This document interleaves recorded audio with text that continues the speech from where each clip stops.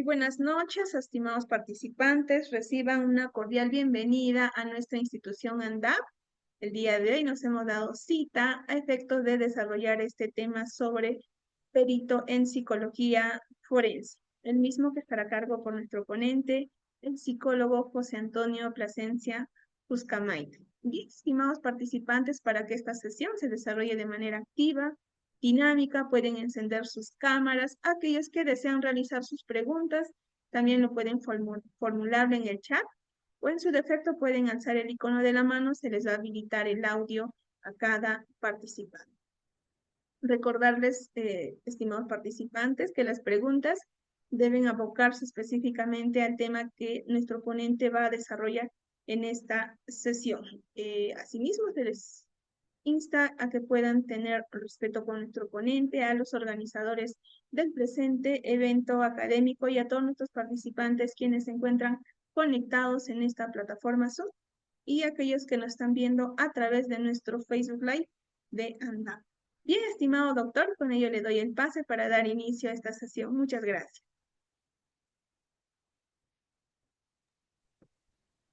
Bien. Bien, muy buenas noches con todos, estimados participantes. Gracias al Instituto Academia Nacional de Derecho y Actualización Perfeccionamiento Profesional por la confianza y a su vez también por permitirme llegar a cada uno de ustedes. El día de hoy tenemos el desarrollo de un tema bastante importante que tiene que ver con lo que es el desarrollo de un perito en psicología forense. Si bien es cierto, dentro de todo lo que es el desenvolvimiento de un psicólogo dentro del ámbito jurídico, aún existen algunos vacíos que faltan aclarar dentro de la legislación propiamente y también dentro de lo que es la jurisprudencia, de lo que respecta al comportamiento de un psicólogo dentro del ámbito forense. Es importante también poder compartir algunos conocimientos que permiten aclarar o visorar algunos panoramas que de alguna u otra forma permiten a cualquier profesional poder ver cómo es la participación del psicólogo forense dentro del ámbito jurídico. Dentro de ello, por favor, igual como lo pudo mencionar la señorita que me antecedió, es importante participar, porque de esto o de este espacio académico no se trata de que sea un monólogo, ¿no? De esto se trata de que realmente todos participemos de este espacio para que podamos realmente aprender. Porque el conocimiento es amplio, es dinámico y nos permite también poder adquirir nuevos conocimientos para ponerlos en práctica posteriormente. Así que por favor, ante las preguntas que se realicen, les voy a agradecer bastante que podamos lograr interactuar para poder concretar un aprendizaje recíproco, ¿no? Yo aprendo de ustedes, ustedes aprenden de mí también. Bien. Eh, para ello, vamos a ver, permítanme por favor.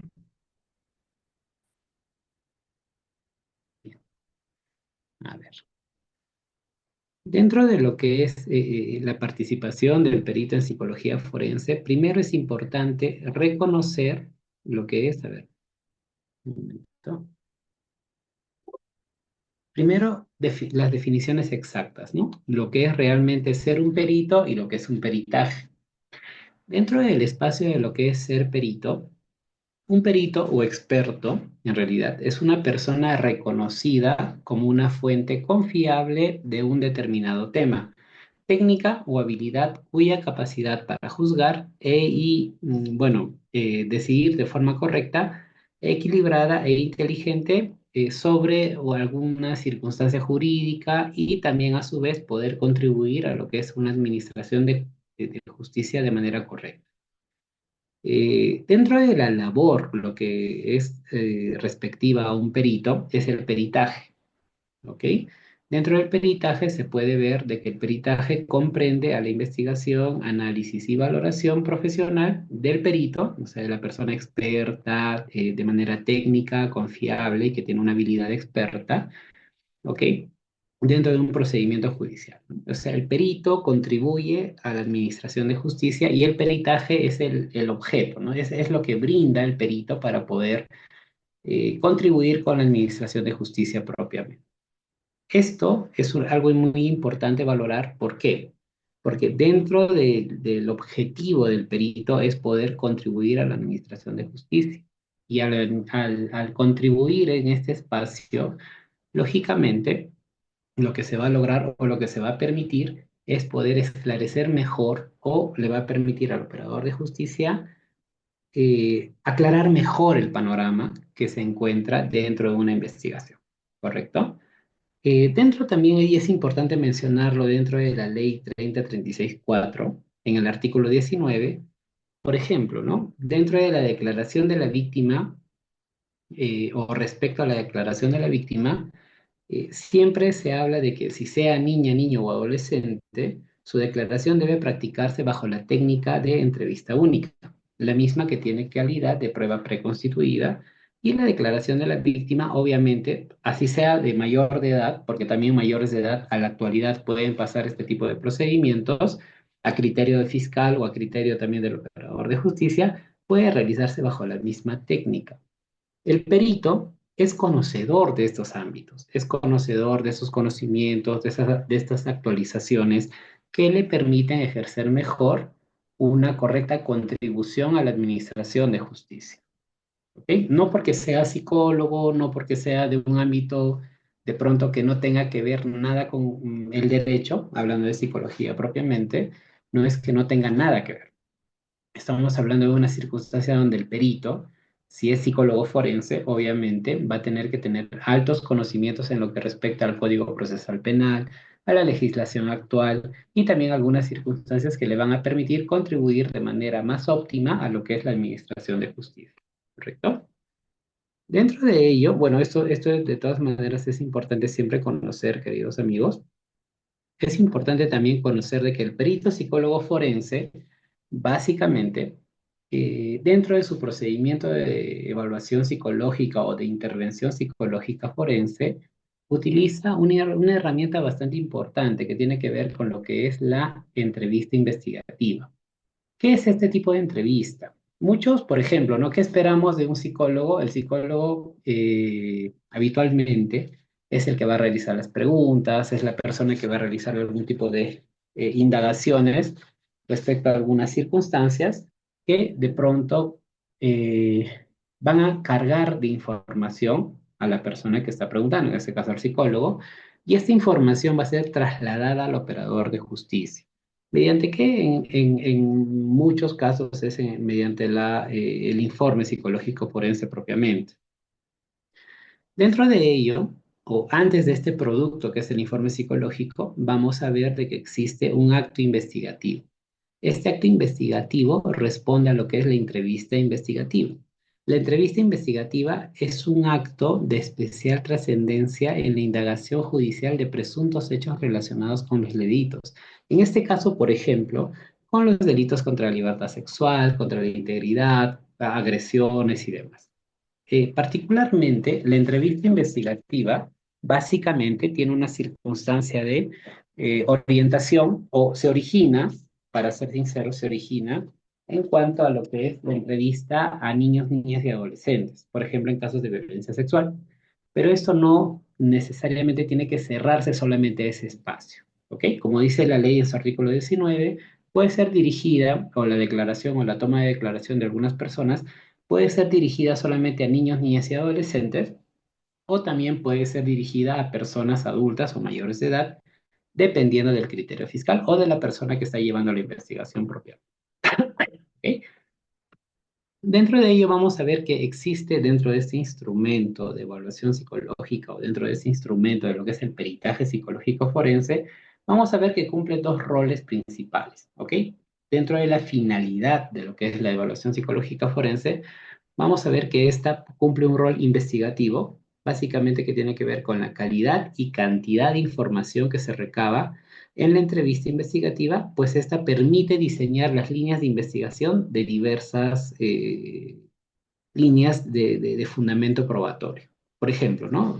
Alguna niña o menor de edad que en algún momento diga, sí, esta persona abusó sexualmente de mí, y de pronto, antes de que haga esto o antes de que cometa este acto conmigo, lo que hizo fue sacar algo debajo de su colchón, por ejemplo, ¿no? Entonces, en el acto de investigación que le corresponde al fiscal, en el acto de constatación, de acuerdo a la investigación recabada por el psicólogo dentro del procedimiento de entrevista única, va a lograr encontrar o identificar esto es lo que dijo el examinado. Por ejemplo, un detalle peculiar de lo que algo sacó debajo del colchón. En este caso, por ejemplo, ¿no? Recuerdo una menor que me dijo, sacó algo, una bolsita verde, ¿no? Que estaba debajo de su colchón. Entonces, esta bolsita verde en un acto de constatación pudo ser corroborado, obviamente, en ese acto de constatación y, bueno, fue una bolsita que tenía marihuana, por ejemplo, ¿no? Es un acto investigativo. Ahora, también dentro de la finalidad de lo que es la entrevista investigativa existe una perspectiva de protección. Lo que se quiere dentro de la entrevista investigativa es que las personas no necesariamente tienen que recaer sobre un estado de victimización. Y se entiende bien claro de que la persona que brinda su declaración, por una vez, no tiene que estar declarando una y otra vez ante los aparatos de justicia. ¿Por qué? Porque eso también lacera, eso también daña y eso no es permisible o eso no se debe de permitir, pues eso también genera daños a nivel psicológico o a nivel también físico. Físico en sentido de que lo psicológico después se traspola a una circunstancia somática donde el cuerpo también manifiesta alguna sintomatología originada a nivel mental. ¿Ok? Ahora, dentro de los objetivos principales de lo que es el peritaje psicológico forense, dentro de lo que es la labor del perito psicólogo forense, es importante también tener en cuenta de que la persona que acude, la persona que viene a un espacio eh, de evaluación psicológica forense, vamos a ver de que lo importante o lo primordial es recolectar lo máximo de información posible, obviamente de acuerdo a la edad que tiene. También es importante precisar circunstancias de tiempo, modo, lugar en que ocurrieron los hechos a investigar. También es importante precisar, el procedimiento en sí, queridos amigos y amigas, parte mucho de una circunstancia de que se quiere esclarecer los hechos. Entonces, en esa circunstancia es de que se debe obtener también información precisa y sin vicios. Sin vicios quiere decir de que el psicólogo no haga preguntas relacionadas a, por ejemplo, a inducir a una respuesta o circunstancias que tengan que ver básicamente con que la persona se vea obligada o de alguna u otra forma complacida con la respuesta que va a brindar de acuerdo a la persona que le está entrevistando, ¿no? Más adelante vamos a ver un poquito eso de las preguntas que realiza el psicólogo forense. Básicamente también es importante considerar de que dentro del procedimiento de entrevista psicológica que se realiza en un peritaje psicológico forense es desarrollar esta actividad en un ambiente respetuoso y seguro. Respetuoso y seguro en relación a que la información que va a ser vertida por el examinado tenga que ser resguardada, ¿ok? Por el psicólogo que está recibiendo la información. Muchas veces esta evaluación puede ser practicada en un espacio abierto donde hay muchas personas y obviamente esto, de alguna u otra forma, rompe con el principio primero de privacidad de la persona. Sea así un investigado, sea una persona que se encuentra en una circunstancia de ser víctima o de pronto circunstancia de ser denunciante, es importante resguardar, y esto está respaldado por el Código de Ética del Profesional Psicólogo, al menos en nuestro país, acá en Perú, está respaldado porque tenemos que resguardar la información que recibimos del usuario. Entonces, es muy importante también valorar ese ambiente y también lo que tiene que ver con la seguridad. Seguridad de la información que se va a vertir. Nosotros no podemos andar de aquí por allá a diestra y siniestra y decir, ah, bueno, tal persona me contó esto, me contó esto, me contó esto. ¿Ok? Ahora, también es importante considerar que dentro de la entrevista que se va a realizar, de la evaluación psicológica forense, en la entrevista psicológica, es importante considerar, primero, que existen dos vertientes: manejar el espacio físico y a su vez la duración y el tiempo que vamos a tomarnos para poder recabar información. Primero, tiene que ver también con lo que es obtener información, ¿no? Que es el fin supremo de todo procedimiento de entrevista psicológica forense: obtener información para lograr esclarecer los hechos. Entonces, cuando nosotros vamos a ver una circunstancia de obtener información frente a un presunto hecho de violencia física, psicológica y sexual, vamos a ver que eh, dentro de la circunstancia de valoración del espacio físico y duración y tiempo, el psicólogo debe preservar o debe de también priorizar lo que es el desarrollo de una entrevista bajo un ambiente seguro y relajado.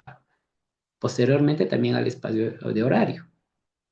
Dentro también del enfoque diferencial debe verse también algo muy importante, ¿no? Que no debe haber distractores de ningún tipo, de ningún sentido. Más aún si es niña, niño o adolescente, a su vez también debe de valorar lo que es el desempeño y la fatiga, el cansancio, el agotamiento de la persona para poder brindar información, pues eso también influye sobre la declaración propiamente de la persona.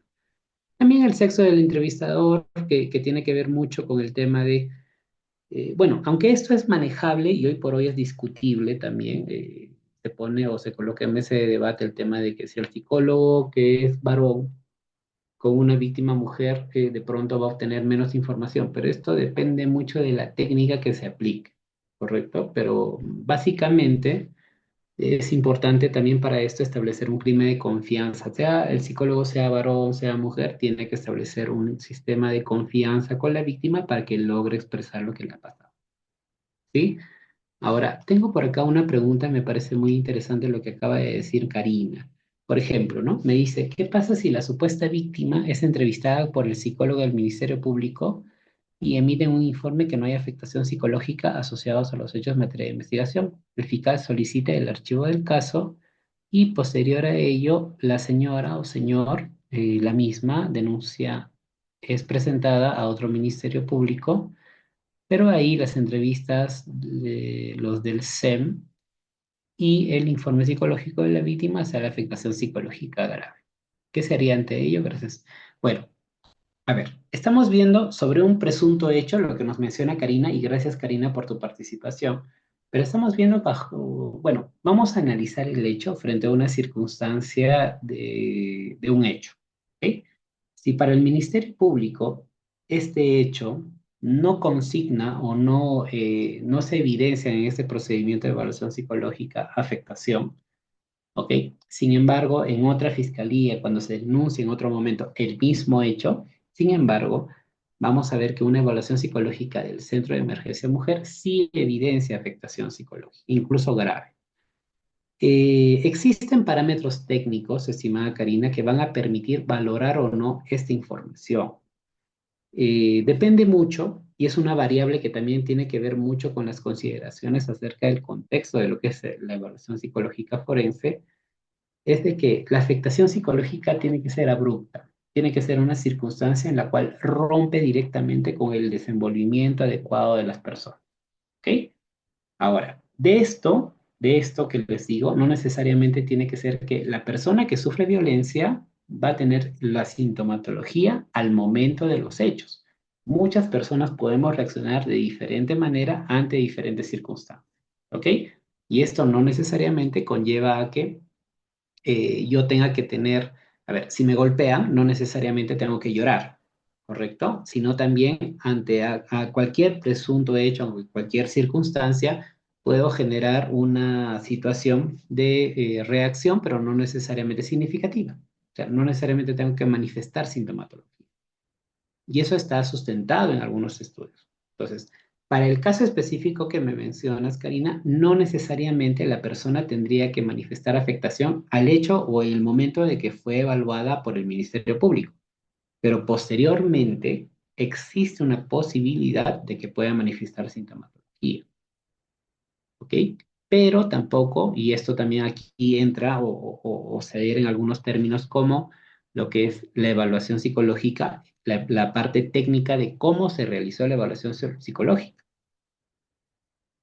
Por ejemplo, tenemos un hecho violento y según la clínica, la psicología clínica, vamos a ver de que existen circunstancias en las cuales un evento traumático puede manifestarse, ¿ok? O la sintomatología de una vez vivenciado el evento traumático puede manifestarse, ¿ok? De alguna u otra circunstancia de manera eh, eh, posterior, ¿ok? Puede manifestarse, así como también no. Entonces, es necesario evaluar, pero eso sí, depende mucho de la técnica aplicada y depende mucho de cómo se realiza la evaluación. Pedro nos dice, en la mayoría de casos se emplea la cámara Gesell para la entrevista en menores, adolescentes, en su calidad de víctimas, pero es posible realizar una entrevista al menor que es autor del delito y en qué supuesto las preguntas se formulen deben buscar no revictimizarlo.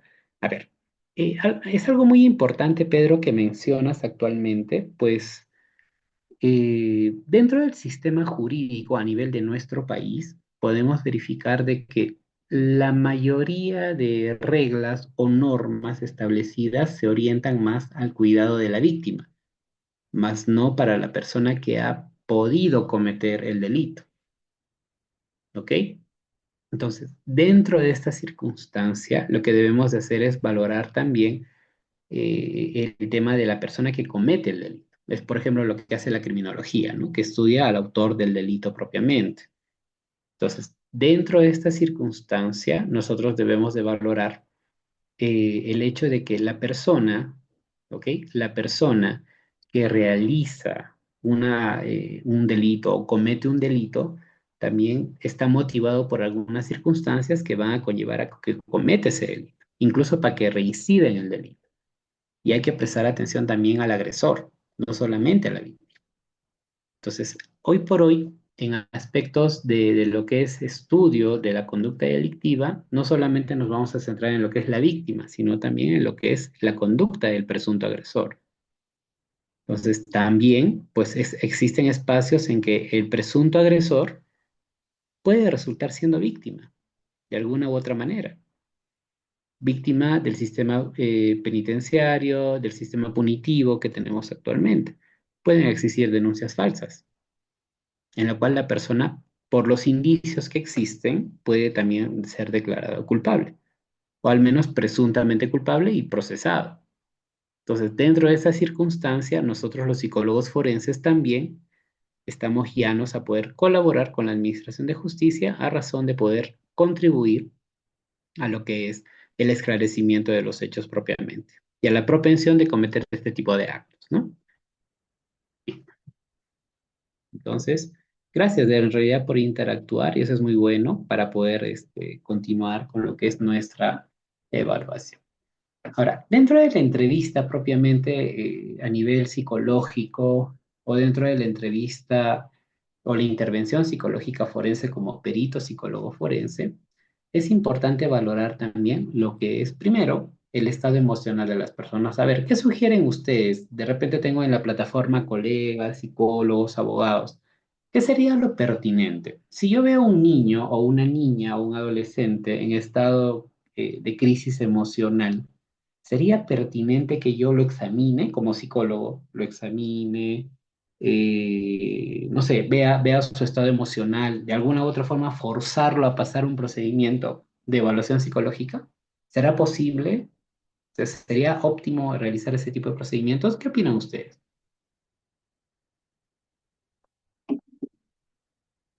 No, ¿verdad? Así dice la colega Juliana, Marcos, Pedro, Elisa. Claro que no. ¿Por qué? Y muchas veces, y eso es cierto, porque muchas veces nosotros pensamos de que no, sí o sí tenemos que contribuir a la administración de justicia, estamos en un evento de flagrancia, sí o sí tenemos que hacerlo y tenemos que forzar al menor a poder pasar el procedimiento de entrevista única. Por más que esté llorando, por más que se aferre al regazo de mamá, tenemos que hacerlo. Pero eso no es. Claro que sí, Marcos, porque eso puede inducir a error. Error no necesariamente por parte de nosotros o el sistema jurídico, sino porque ese menor, con tal de irse, con tal de estar cerca a mamá, ¿qué es lo que va a hacer? Va a satisfacer tu respuesta, va a satisfacer tu pregunta.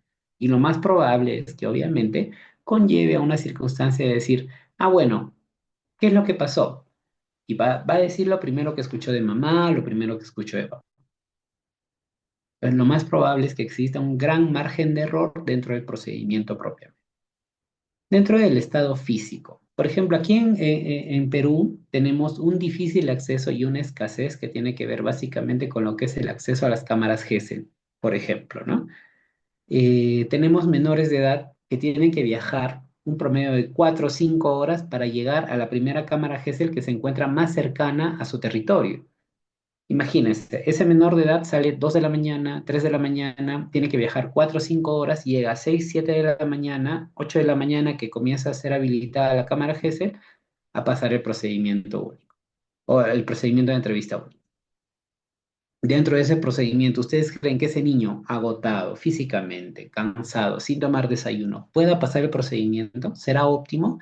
¿Las condiciones serán óptimas para que ese niño pase evaluación psicológica? Lógicamente no, mucho menos un procedimiento de entrevista única en cámara GESE. Entonces, esa circunstancia también hay que tomarla en cuenta. Un profesional en psicología, más aún en el ámbito forense, tiene que tomar en cuenta también ese aspecto. Juan Manuel nos dice, en los casos de violación sexual en sede fiscal se dispone la entrevista única y el abogado de la defensa solicita que ésta sea considerada como prueba anticipada o preconstituida. Pero se decide ir a la Cámara Gesell y bueno, y se realiza, ¿no? El abogado de la otra parte dice solicita nulidad porque considera revictimización conforme a la ley configura la revictimización, debiendo valorar una entrevista única efectuada primigeniamente. Lo que pasa es de que, a ver, y la denuncia fue realizada bajo una disposición fiscal. Se realiza el procedimiento una vez, ¿no? Realizada la denuncia y bajo disposición fiscal se realiza un procedimiento de entrevista única. Puede ser que esta sea en calidad de preconstituida o prueba anticipada. ¿Ok? En preconstituida participa el fiscal, que es el que va a dirigir el procedimiento. Cuando es preconstituida participa un juez porque ya tiene la calidad de una diligencia judicial. En este sentido, es importante que el psicólogo también cuente con las facultades necesarias para poder realizar este procedimiento. Ahora, el procedimiento se realiza de igual manera, o sea, el procedimiento se realiza de la forma igual científicamente, eh, o sea, se realiza de alguna manera respetando estos lineamientos que estoy compartiendo, pero sí hay que considerar de que el criterio o la valoración legal que le dan se torna un tanto diferente, ¿no? Es diferente cuando es realizada bajo la praxis de un fiscal o bajo el fiscal que está orientando el procedimiento o llevando a cargo el procedimiento de evaluación psicológica o, perdón, la entrevista única, y a su vez también lo que tiene que ver con la valoración judicial, ¿sí? Es muy importante considerar de que la nulidad puede ser también validada desde muchos términos legales, ¿correcto? Pero eso sí, para ello es que el psicólogo debe estar nutrido de información también para poder decir y dejar constancias específicas que tengan que ver con la seriedad del caso. O sea, no es que se va a hacer por hacer, se tiene que respetar también estos aspectos, ¿no? Karina nos dice, en caso de que la víctima se niega a la cámara Gesell por haber sufrido tocamientos o connotación sexual, ¿es suficiente la entrevista para no continuar con la investigación? No necesariamente, pero si hablamos de un caso de tocamientos indebidos o un acto de tocamientos con connotación sexual, vamos a ver de que la única prueba, estimada Karina, va a ser la declaración de la persona. O sea, de alguna u otra manera, aún así no hayan indicios físicos de que haya acontecido el presunto hecho, es la declaración lo que se va a convertir en la única fuente de información. Y esta fuente de información obviamente va a abrir diferentes canales de investigación para el operador de justicia. Entonces, lo importante acá sería que el operador de justicia también asuma esa información para poder generar diferentes líneas de investigación y que puedan obviamente vislumbrar mejor el esclarecimiento de los. ¿Ok? También tenemos que ver lo que tiene, básicamente lo que tiene que ver con lo que es el estado o el desarrollo cognitivo actualmente de la persona. No todo niño, de acuerdo a la edad en que se encuentra, desarrolla o posee diferentes eh, etapas de, de desarrollo, ¿no? Hay personas que se desarrollan cognitivamente de pronto un poco más antes, disculpando el término, que otros, ¿no? Por ejemplo, hay niños de 3 años que hablan de manera muy fluida, pero hay niños de 3 años que no lo logran hacer. Entonces, el psicólogo que entrevista tiene que tener en cuenta también estos aspectos. La capacidad lingüística que tiene que ver con la fluidez, la capacidad de hilar ideas para poder narrar o acontecer un hecho. A su vez, también hay que tener control sobre lo que es el ambiente, y el ambiente tiene que ver mucho con lo que es la ventilación, lo que es la iluminación, lo que es el control del ruido, las interrupciones y también lo que es la presencia de no juguetes. ¿Cuántas veces en algún momento he logrado identificar circunstancias en las cuales algunos operadores de justicia me dicen, no, pero sáquenle algunos juguetes para que hable el niño o la niña, para que se sienta más en confianza? No, porque esto sería un elemento distractor del básicamente de la persona que va a brindar información. No podemos llegar a esa circunstancia. Lo que nosotros tenemos que hacer como profesionales es crear un espacio de confianza para que la persona pueda brindar información necesaria y pertinente en relación a los hechos que se están investigando. ¿Ok?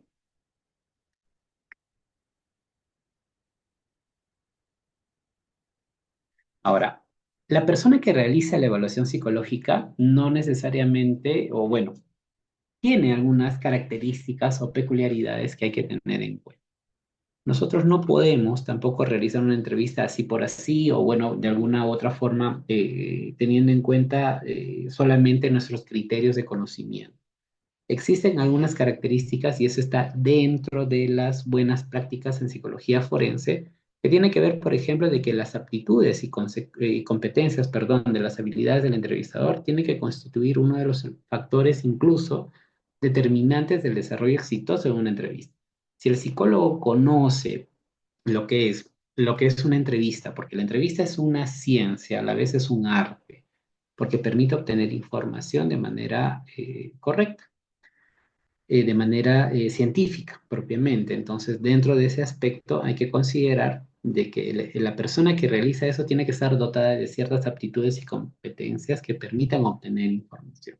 Para ello es necesario la capacitación, el entrenamiento en protocolos de entrevista única. No solamente en protocolos de entrevista única, sino también en protocolos de entrevista en general, tanto para las personas, como decía Pedro por ahí en otro momento, que tiene que ver con lo que es la obtención de información tanto de la presunta agraviada como del presunto agresor, sino también de todo el contexto y la capacidad de análisis y discernimiento en relación al hecho fáctico, de qué es lo que ha sucedido, ¿no? También de ello tiene que ver mucho la evidencia teórica y empírica sobre el actual hecho y sobre lo que es la capacidad de memoria de las personas. Dentro de lo que hemos podido ver, al menos yo que tengo tiempo, permítame por favor, y me disculpo ante ello, para poder hablar sobre mi experiencia, tengo más o menos como 8 años de psicólogo forense y les puedo decir de que es importante entrenar la memoria para que ésta pueda ser evidente frente a lo que es el desarrollo de una entrevista. Y existen métodos no intrusivos o necesariamente sugestivos que van a permitir que la persona pueda explayarse dentro de un procedimiento de entrevista única, utilizando preguntas abiertas, preguntas que permitan el adecuado desarrollo de algunas, frente a algunas preguntas, ¿no? Entonces, eso es muy importante valorar porque no cualquier psicólogo lo va a lograr hacer, sino que necesita estar preparado. Y obviamente que es la práctica en cada una de las fases de un protocolo o de un procedimiento de entrevista única. Eso es importante. J.A nos dice, ¿no? En base a una pericia psicológica, ¿se puede practicar un peritaje psicológico de parte?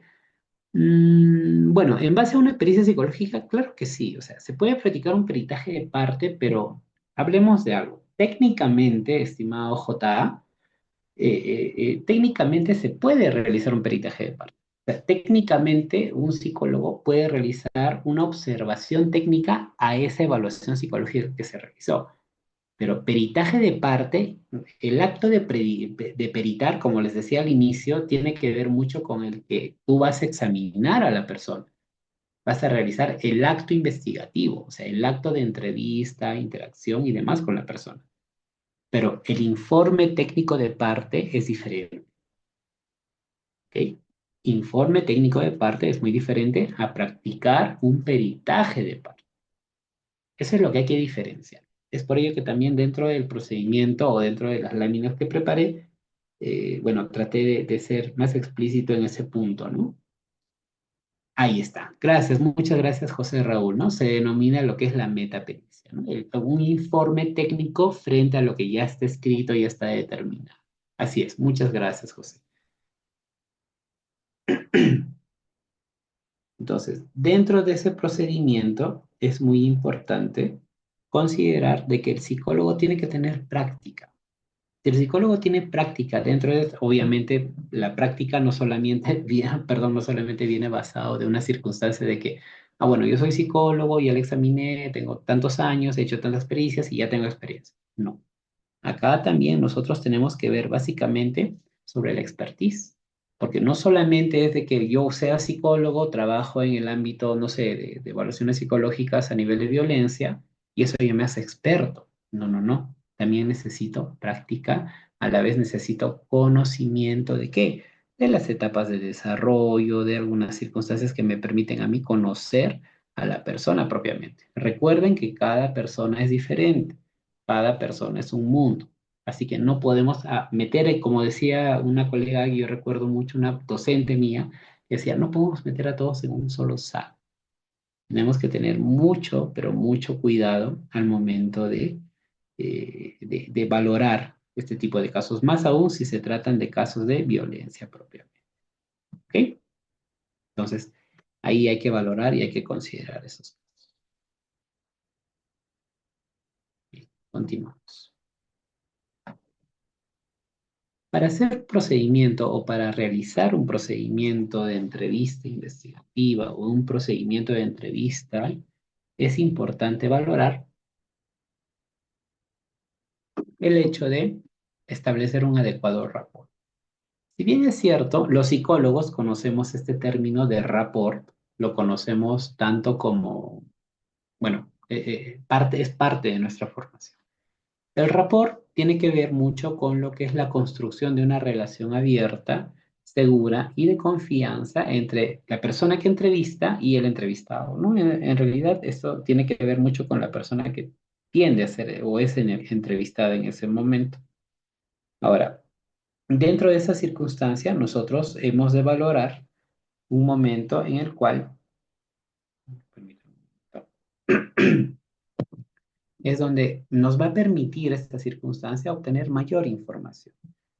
Y esta información, lógicamente, nos va a permitir lograr mayor esclarecimiento de los hechos. O sea, mayor información, mayor posibilidad de obtener información, no necesariamente que tenga que ver con una circunstancia de eh, si sea falsa o no, pero al menos vamos a tener la información.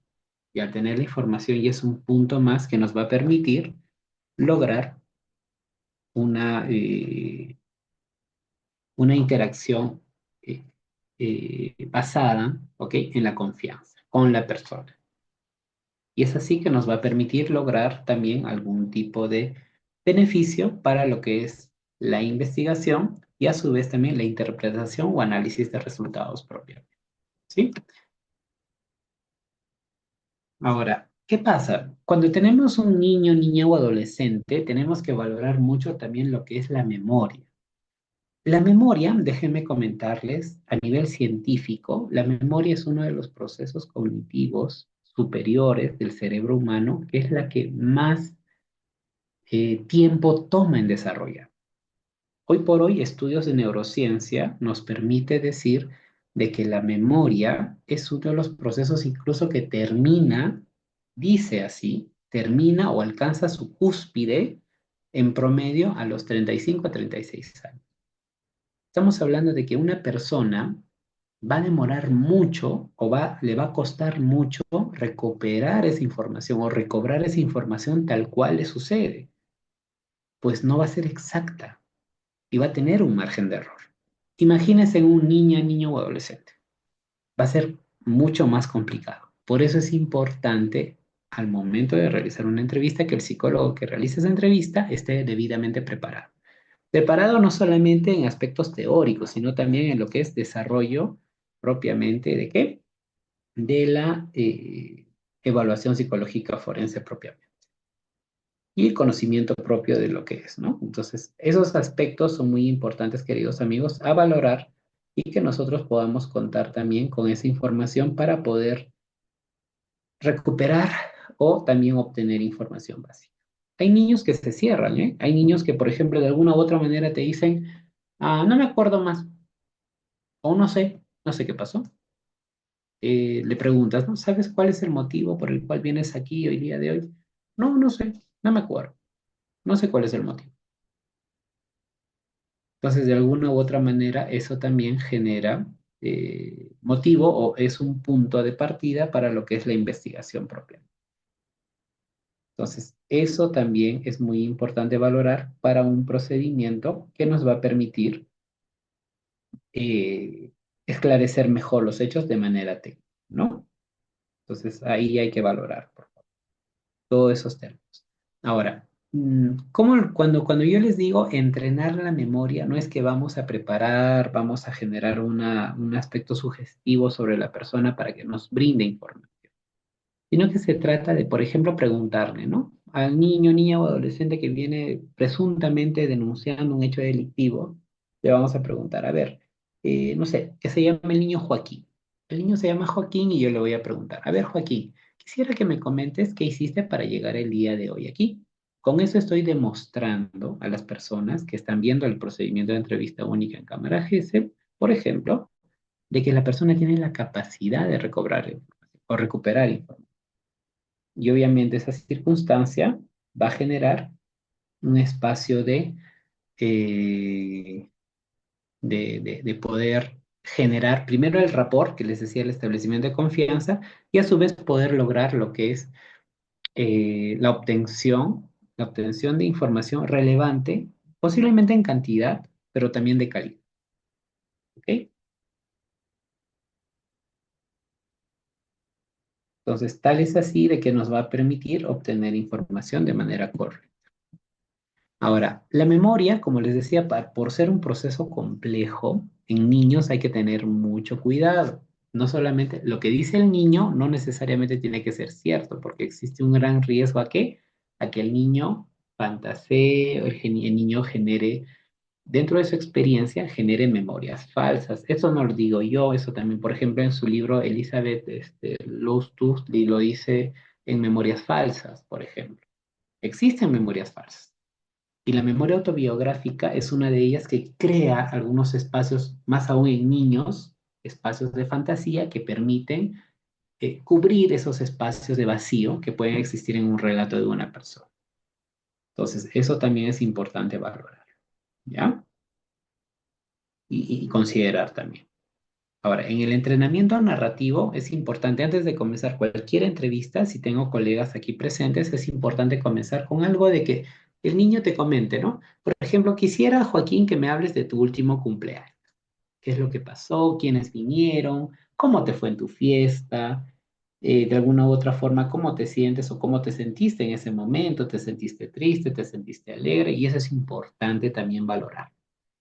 Nos preguntan, ¿es confiable la declaración en cámara GESEL de una persona con rasgos y características histriónicas y con tendencia narcisista? Es que no necesariamente tenemos que valorar el hecho de que sea confiable o no. El hecho de la confiabilidad o el tema de valorar el testimonio de una persona no solamente depende de lo que te brinda en la información, sino que esta declaración tiene que tener ciertos o cumplir con ciertos criterios que te permitan lograr que la información al menos es consistente, persistente y conducente, ¿no? Al menos te permite obtener un contexto de lo que pasó. ¿Sí? No existen pruebas, estimado Roger. Te puedo decir, bueno, existen pruebas, sí. El SBA o el CBCA, que son dos pruebas o dos instrumentos de credibilidad del testimonio. A ver, lo voy a escribir en el chat, SBA y el CBCA. Son dos, ¿no? El CBA y el CBCA, pero son instrumentos que aún así dan cabida a lo que es la interpretación subjetiva del profesional que aplique esos instrumentos.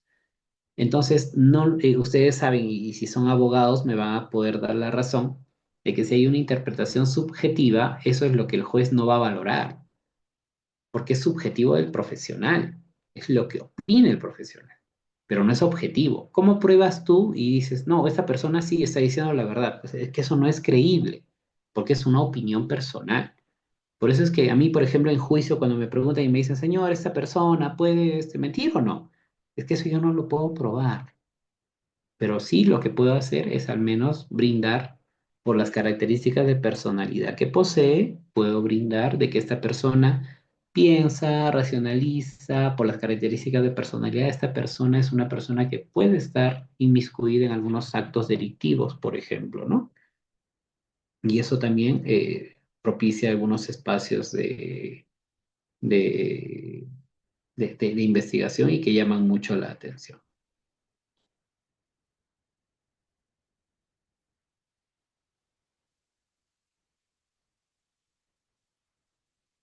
¿Ya?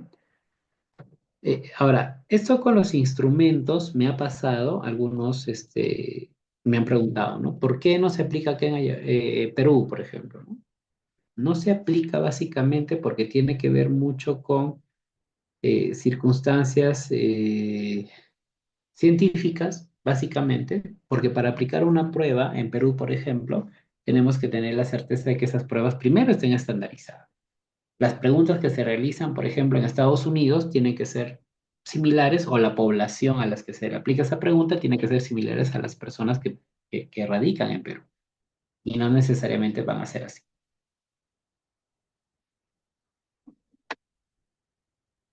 ¿Ya? Así que eso es muy importante. Ahora, dentro del procedimiento de entrevista, vamos a ver de que existen preguntas, pero me pasó una diapositiva. El tema de preguntas, las preguntas que se realizan son preguntas, en principio, son preguntas abiertas. Toda entrevista a razón de un hecho violento, a razón de un evento traumático, primero tiene que iniciar con una pregunta abierta. Las preguntas abiertas son las que van a permitir poder a la persona explayarse, poder generar espacios de poder compartir información propiamente.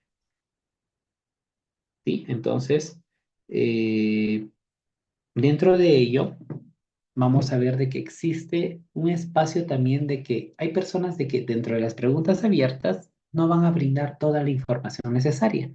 Y por eso se tiene que hacer preguntas también de corte segmentado. O sea, por ejemplo, ¿no? Me acaba de decir, sí, mi tío entró a mi cuarto y al entrar a mi cuarto, lo que pasó es de que esta persona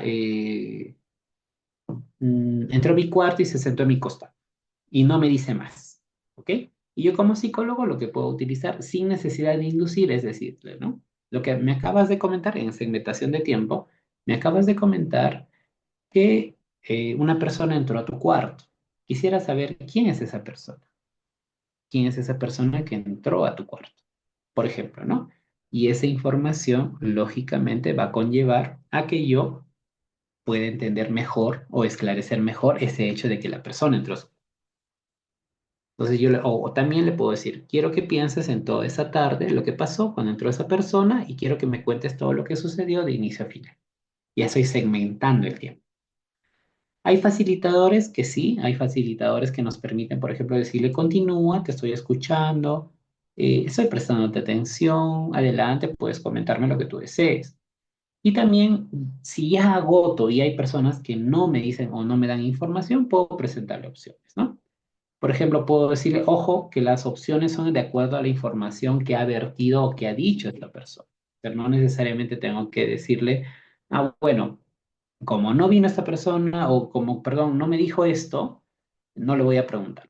Entonces puedo decirle, me acabas de comentar esto, de que entró esa persona y de pronto me dices que se sentó a tu costado. ¿Qué es lo que hizo esta persona? Ah, me tocó. ¿Y qué es lo que te tocó? Y se queda callada la persona, le puedes presentar una opción. ¿La opción cuál es? Decirle, ¿no? Y te tocó, ah, me tocó mi vagina. Al momento de tocarte tu vagina, ¿cómo te tocó? No, no te responde. Una vez que agotas la segmentación con tiempo, los facilitadores te puedes decir, ¿y te tocó por encima de tu ropa o por debajo de tu ropa?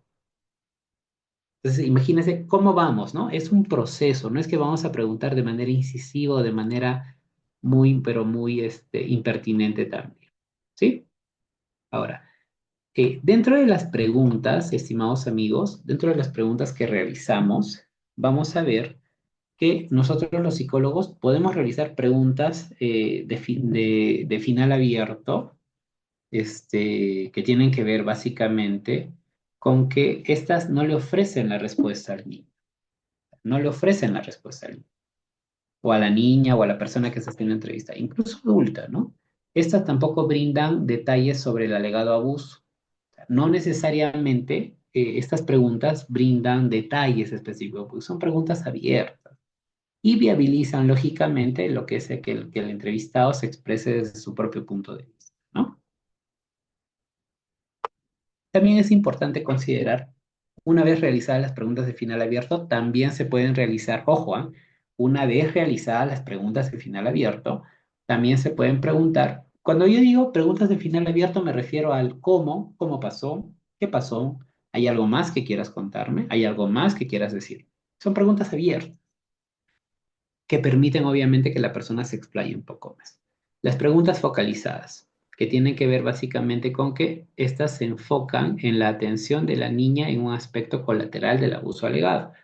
O sea, si la persona te dijo, esta persona vino, se sentó y me tocó, ya tienes una circunstancia focalizada en la cual vas a investigar al respecto.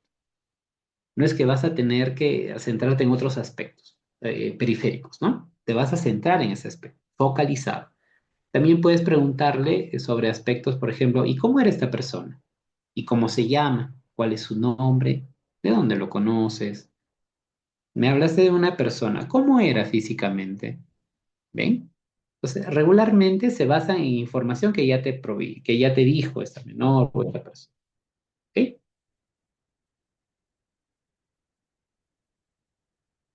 Entonces, lo importante es tener en cuenta ese parámetro, ¿no?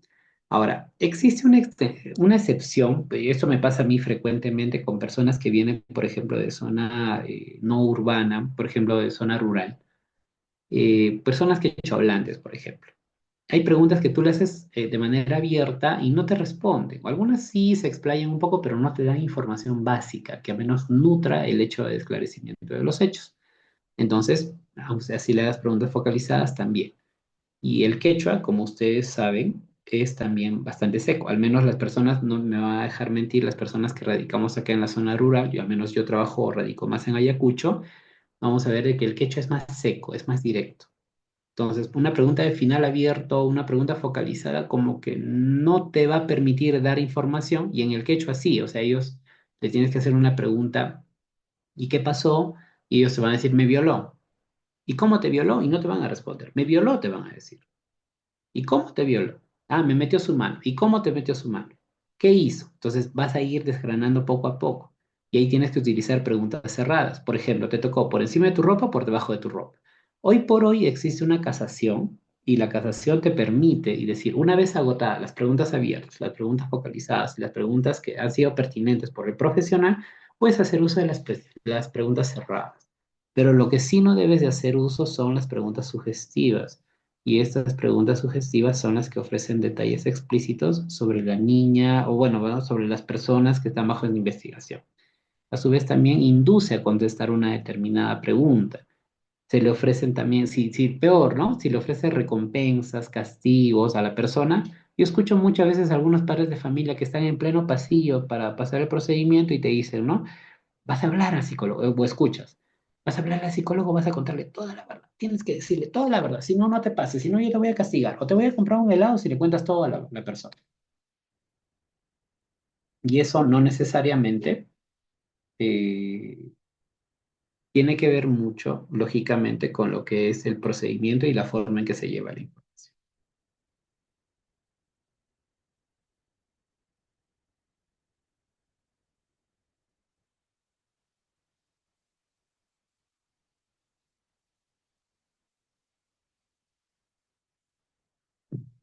Bien, acá tenemos permítanme por favor, una pregunta. Erika nos dice, ¿qué pasa si la supuesta víctima por maltrato físico y psicológico de 13 años, ajá, suelta, dicen, perdón, en la cámara GESEL se muestra suelta, ligera, con confianza y con lucidez? Al hablar que cae en contradicciones, el psicólogo en su informe arrojó que sí tenía afectación y el fiscal acusó por una supuesta agresora con 2 años de pena privativa de libertad. Mi pregunta es si un perito puede volver a analizar la entrevista antes de ir a una audiencia y en qué instancia se sugiere. En realidad debería ser inmediatamente, estimada Erika. ¿Por qué? Porque si tú adviertes, a ver, depende mucho de la técnica de cómo fue obtenida la información. Si tú adviertes, por ejemplo, que fueron preguntas cerradas, preguntas sugestivas dentro del procedimiento de entrevista, técnicamente ese psicólogo puede objetar ese procedimiento. O sea, lo puede hacer, lo puede hacer. Entonces sería inmediato, inmediatamente teniendo en cuenta y obviamente mediante un abogado en ejercicio legal de su defensa puede hacerlo, ¿no? Pedro nos dice, ahora que tiene el entrevistador la posibilidad de acceder al expediente fiscal, ¿esto no podría contaminar o direccionar la formulación de preguntas? A ver, dentro, estimado Pedro, del procedimiento de evaluación psicológica forense, el psicólogo forense puede acudir a algunas fuentes de información, pero no necesariamente tiene que dejarse, como tú lo dices, ¿no? Contaminar de la información, porque nosotros nos basamos bajo un principio de imparcialidad. Ahora, ¿dónde te vas a dar cuenta de ese principio de imparcialidad? Cuando exista un pronunciamiento basado en la técnica científica. Entonces, dentro del procedimiento, nosotros somos imparciales. No podemos orientarnos, bueno, no, porque la examinada tiene afectación y el presunto agresor recién va a pasar evaluación psicológica de perfil psicosexual. Entonces, como tiene afectación, no, ya, este sujeto es un agresor sexual. No, eso sería una práctica bastante errónea del psicólogo que va a evaluar al presunto agresor. No puede ser así, no puede ser de esa manera, ¿ok? Ya, entonces hay que tener bastante en cuenta ese aspecto, ¿sí?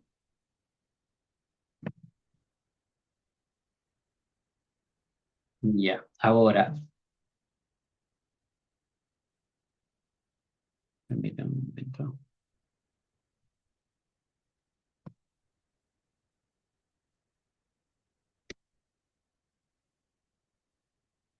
El psicólogo, también algo muy importante de precisar en este aspecto es que podemos basarnos en diferentes fuentes.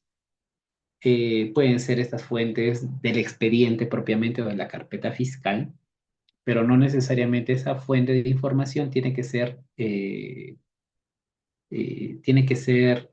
mm, ¿cómo les digo?, necesaria para yo emitir un pronunciamiento. O sea, la puedo tener en cuenta, sí, mas no necesariamente tiene que incidir sobre mi resultado. Tampoco se trata, porque el profesional en psicología tampoco se trata de que va a lanzarse a una piscina sin saber a dónde va, ¿ok? Pero también se trata o se tiene que tener en cuenta es que necesariamente tienes que tener, ¿no? Eso ha pasado y ese es un tema también bastante controversial. Cuando dicen, ¿no? A nivel nacional dicen, pero tú, ¿cómo vas a entrar a cámara GS sin saber el resultado del reconocimiento médico legal? En mi caso, mi opinión personal, como José Plasencia, les puedo decir o les puedo compartir de que no necesariamente el psicólogo que entra a procedimiento de entrevista única en cámara GESEL tiene que conocer el resultado del reconocimiento médico legal de la menor. Porque si tú manejas una técnica psicológica adecuada, eso va a repercutir sobre un resultado imparcial, un resultado técnicamente razonado que va a permitir esclarecer mejor los hechos. Y eso es importante valorar. ¿Ok? Ahora, algo muy importante para tener en cuenta sobre la práctica forense, es importante también tener en cuenta que las decisiones sobre la aplicación de los tipos de preguntas que se debe basar sobre el menor de edad o el menor de edad o la menor de edad, es importante tener en cuenta sobre las capacidades del desarrollo o la presencia también de ausencia de un trauma emocional. Hay niños que están al momento de la evaluación, por ejemplo, en un hecho de flagrancia, hay menores que están bajo un hecho o crisis emocional. Como ustedes bien lo decían, ¿no? No puede pasar, es que no puede pasar. No lo puedo forzar. Hay niños que de pronto, así, por ejemplo, ¿no? Me pasó un día alguna vez con algunos niñitos que vinieron de la selva, me pasó con niños que tenían defloración reciente, pero los niños actuaban de manera como niños, tranquilos, se les veía eh, invasivos, como todo niño, ¿no? Entonces, cada persona reacciona de manera diferente, pero el profesional está capacitado para eso. Entonces, tenemos que valorar esa circunstancia, ¿no? Ahora, el uso indicado de preguntas dentro del proceso de entrevista única, por ejemplo, es primero aplicar todos los tipos de preguntas de manera apropiada y según el desarrollo evolutivo del niño, niña y adolescente. ¿Ok? Dos, saber cómo aplicar los tipos de preguntas cuando se interroga a menores que han sufrido el trauma emocional. Eso también tiene mucho que ver con ese aspecto. Tres, aplicar siempre a los participantes de la entrevista única el tipo de preguntas. Como les dije, se inicia de preguntas abiertas, pasa a preguntas focalizadas o segmentadas y luego preguntas de orden cerrado. O sea, ese es el orden. No podemos saltarnos de frente, no, no me dijo nada en preguntas abiertas, entonces me voy a preguntas cerradas. No puedo hacer eso, porque técnicamente puede ser observado. Informar a los tribunales cuál es el procedimiento técnico que se usó y también si, el número 5 es mejorar siempre las destrezas de entrevista única. Yo les digo, llevo 8 años entrevistando a menores de edad o personas víctimas de violencia eh, en una circunstancia de violencia y les puedo decir que no he aprendido mucho. Tengo más de 3.000 pronunciamientos y aún así sigo aprendiendo dentro de cada pronunciamiento, cada relato que te brinda una persona víctima de violencia. ¿Ok? Continuamos. Entonces, vamos a aclarar algo, ¿no? Dentro de las preguntas, obviamente prohibidas, definitivamente que no se deben de aplicar, son las preguntas sugestivas y coercitivas. Son las preguntas que no te permiten, básicamente, eh,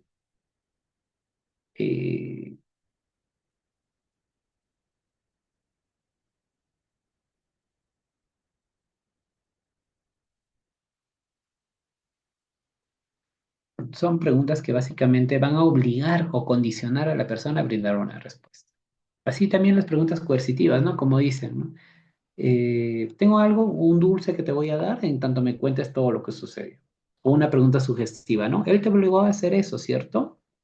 Es como una situación como que te, te, te, te condiciona a hacer algo o a decir algo que no quieres decir.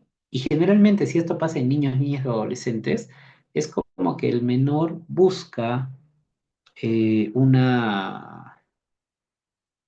eh, busca una circunstancia de poder complacer al entrevistador. Esto me ha pasado mucho. Hay niños que, por ejemplo, ya se quieren ir de la entrevista, ni siquiera están 10 minutos en la sala de entrevista y por darte la razón te dicen, sí, no, no, no me pasó, o sí, sí me tocó, ajá, sí me tocó, y ya, y se quieren. Entonces, tenemos que tener mucha técnica. Ahí viene el rapport que les decía, ¿no? El estado de confianza que se... Entonces, eso es muy importante también. Acá, de repente, más claro, es importante considerar de que el entrevistador primero tiene que tener ciertas capacidades comunicativas y a su vez también conocer sobre la edad y el desarrollo cognitivo en el cual se encuentra esa persona que va a ser entrevistada, sea de 2 años, 3 años, 4 años, 5 años, 6 años o 20 años, 30 años, 50 años. ¿Ok? Y esto obviamente tiene que ver también asociado a los procesos de memoria. ¿Ok? Ahora, también tiene que ver mucho con los aspectos culturales. Yo a una persona que proviene de zona rural, ¿ok? No le voy a hacer preguntas que tengan que ver o que estén alejadas o lejanas a su situación cultural. Eso sería totalmente nocivo para la entrevista, incluso para la misma investigación, y puede ser material de objeto por un perito de parte. También sobre los factores emocionales. Los factores emocionales tienen mucho que ver también con la persona que brinda información. A ver, yo les comento a ustedes. Yo les digo algo. A ver, tú cuando estás triste, les pongo un ejemplo que espero que no les suceda, ¿no? Te roban la billetera en la calle. ¿Cómo te sientes tú? Y agradecería mucho sus respuestas. Cuando te roban la billetera o el celular, regresas a casa y te pregunta primero tu papá, ¿qué te pasó? Y luego viene el hermano y te pregunta, ¿qué te pasó? Y ya le vuelves a contar. Y luego viene tu mamá y dice, ¿qué te pasó? ¿Cómo te sientes? Aparte de enojado y triste, ¿qué más sientes?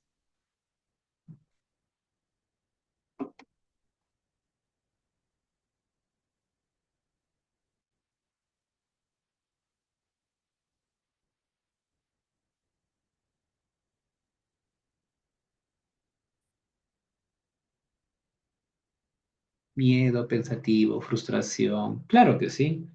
Y una pregunta, ¿les gusta repetir una y otra vez lo que les pasó o no? Definitivamente no, como dice Talía, ¿no? O Juliana. ¿Por qué vas a estar repitiendo una y otra vez? Ya.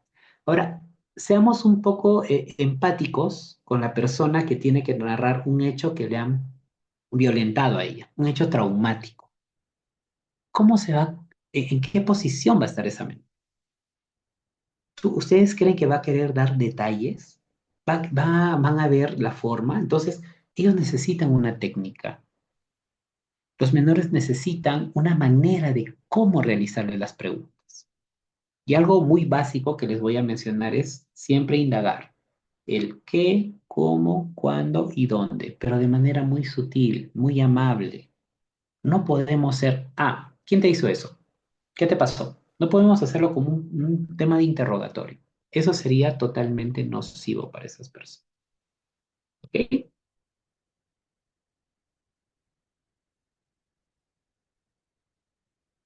Así es. Entonces, algo muy importante que recordar también es que cualquier niña, niño o adolescente, varón o mujer, puede ser víctima de violencia sexual, por ejemplo. ¿Ok? Entonces, esto depende mucho también de los factores de riesgo que sobrepasan a los factores protectores de las personas. No es que cada persona, ya, esa persona vive con padrastros, vive con hermanastros, entonces puede ser más pasible de víctima o puede ser más víctima de violencia, ¿no? No necesariamente. Entonces, existen factores de riesgo que van a condicionar. ¿Por qué les hablo de esto? Porque hay muchas personas, incluso a nivel internacional, me permito decirles humildemente, he realizado talleres en Ecuador, en Chile, en México, en Costa Rica, en algunos países donde realmente, y me piden y me dicen, psicólogo, ¿habrá algún balotario de preguntas que nos permita a nosotros poder realizar preguntas? Es que no existen, porque esto depende de las características personales de cada una de las víctimas. Yo no puedo hacer, pero lo que sí puedo hacer es tener en cuenta los factores de riesgo y los factores protectores. ¿Ok? Por ejemplo, vamos a ver algunos factores. Personas o menores de edad que tienen falta de información sobre sexualidad en general. ¿Qué opinan ustedes? A ver, una persona que tiene mayor conocimiento de su sexualidad y sabe qué partes de su cuerpo nadie debe de tocar, ¿será posible vulnerarla, abusarla sexualmente? Por ejemplo, ¿no? Una persona que tiene información de qué partes de su cuerpo nadie debe tocar. Pongámoslo en un niño.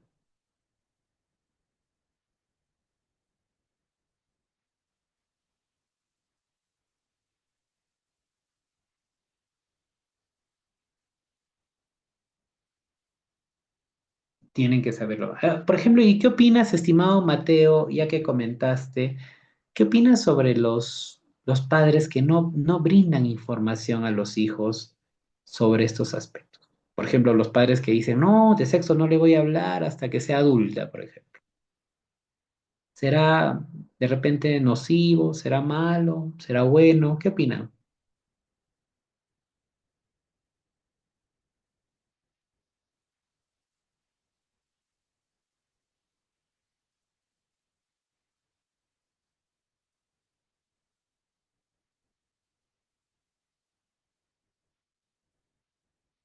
Bueno, sí, no, está bien, pero no hay problema.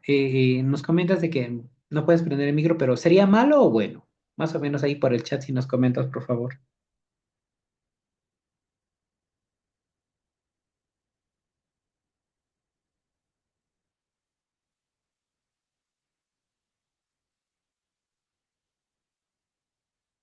Sí, así es, se identifica en la adolescencia. Es que sí. ¿Qué tal?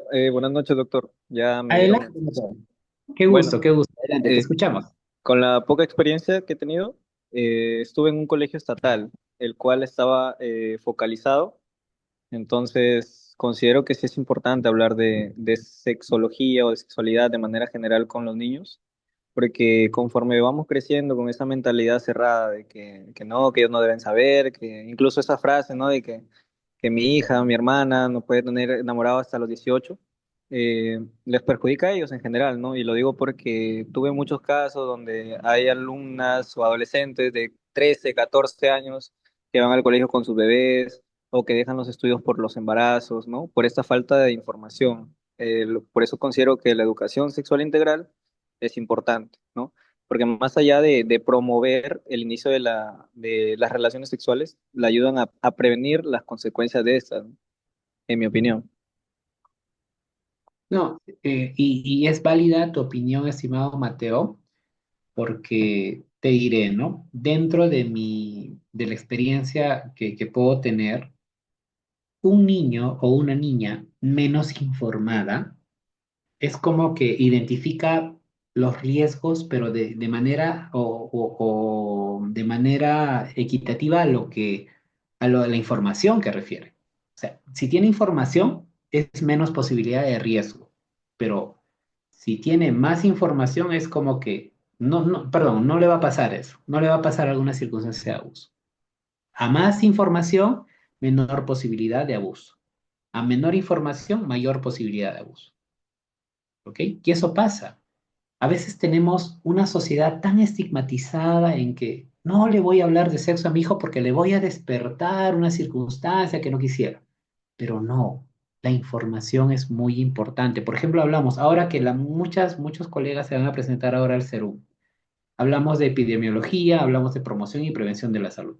Dentro de ese aspecto, la promoción de la salud tiene que ver con darle información a la población para que ésta tenga y esté preparada para poder afrontar una condición de riesgo frente a desarrollar alguna enfermedad. Y la enfermedad no solamente tiene que ver con un agente patógeno, tiene que ver también con lo que es lo que enferma a la sociedad. ¿Y qué es lo que enferma a la sociedad? La violencia, el comercio, el tráfico ilícito de drogas y demás.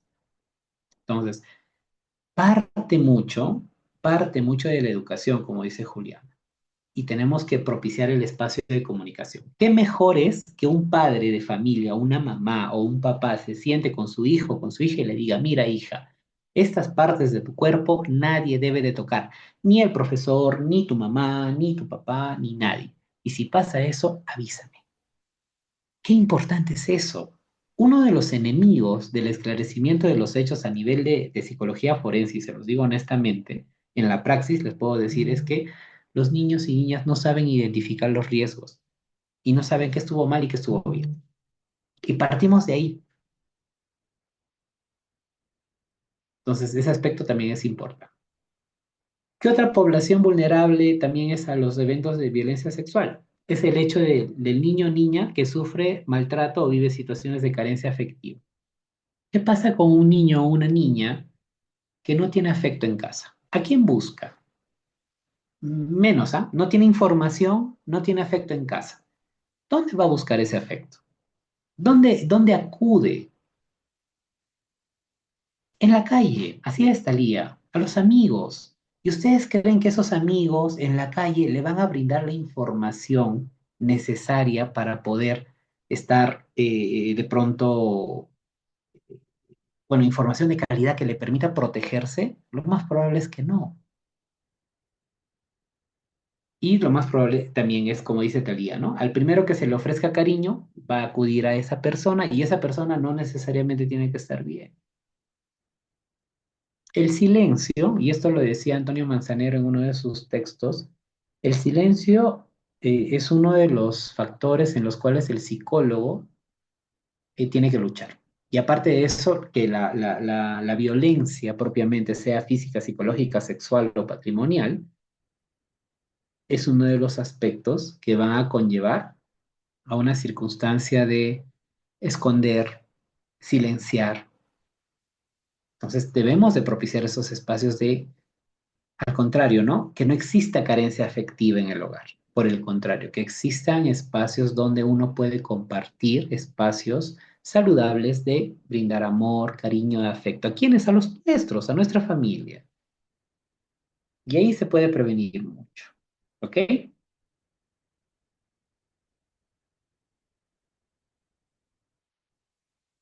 Ya. Niños y niñas también que viven bajo estilos autoritarios de crianza. Si yo tengo un niño que lo tengo, no hagas eso, no hagas el otro, ¿por qué lo haces? Criticarlo, gritarlo y demás. ¿Ustedes creen que sea lo más propicio? Mantener un estilo de crianza coercitivo, restrictivo. Muy bien, Jamie, no es así. Tenemos que tener la apertura. Si no lo hacemos nosotros, como más adelante decía, bueno, anteriormente decía Talía, ¿no? ¿Dónde van a encontrar ese afecto? ¿Dónde van a encontrar esa manera de sentirse bien? En la calle. Y a veces somos, como Pilar Sordo decía en algún momento, somos las personas que a nuestros hijos los obligamos a buscar afecto fuera, no adentro de casa.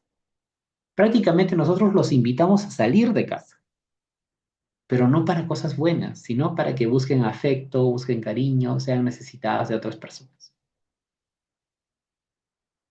Y en algún momento se vuelvan codependientes. Entonces, eso también es importante. ¿Ya? Entonces, queridos amigos, eso también hay que valorar.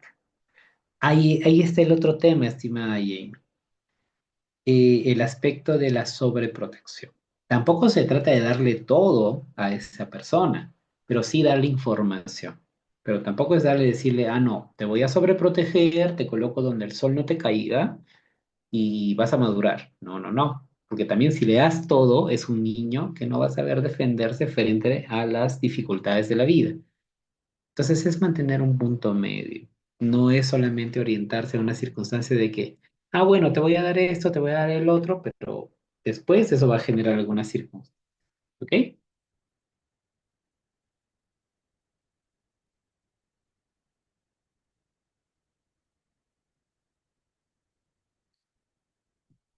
Por ello es mejor intentar ser un padre democrático. Sí, creo que lo más saludable, si entendemos democrático como que brindarle información al niño y también brindarle afecto y cariño y también ponerle normas, es lo adecuado. Más no el hecho de que tampoco le vas a facilitar todo o ser muy pasible, porque hay que corregirlo al niño, hay que formarlo en valores, en todo, ¿no? Nos dice Pedro, si la menor violentada padece de síndrome de Down, sordomuda, ¿existe una técnica distinta para su entrevista? No. Es que depende del grado de discapacidad que pueda tener, de acuerdo al síndrome de Down o alguna discapacidad en lo que es percepción del sonido o expresión del lenguaje. ¿Se puede obtener información? Claro que sí. Existen también personas, por ejemplo, que están preparadas en lo que es expresión del lenguaje mediante el lenguaje gestual universal. También se puede interpretar mediante el lenguaje universal de gestos, ¿no? Pero sí hay que valorar eso también. No es que el psicólogo sea, solamente tenga las virtudes de hacerlo, ¿no? Necesitamos de un intérprete de señas, por ejemplo, para lograr ese aspecto. Ujú. Así es, estimado Mateo. Es riesgoso ser permisivo también. Entonces, hay niños que, por ejemplo, están en aislamiento, viven en instituciones, también son proclives a cualquier evento violento, padres negligentes, padres subordinados o subordinadas, familias reconstituidas, presencia de padrastros o hijastros también es un riesgo. No es que todos los padrastros sean malos, no es que todos los hijastros sean malos, pero existe un riesgo. El tema del hacinamiento, el tema de la ausencia de personas adultas en las cuales también él o la menor pueda confiar. Qué importante es que el menor o la menor pueda confiar en un aspecto o sea, tenga un espacio donde abrirse, donde poder contar lo que le ha pasado.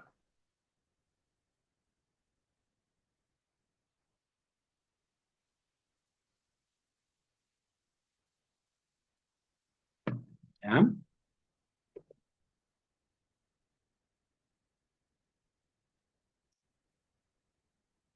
Ahora, también hay progenitores que consideran a sus hijos o hijas de su propiedad. Ahí está el tema de sobreprotector que nos decía Mateo.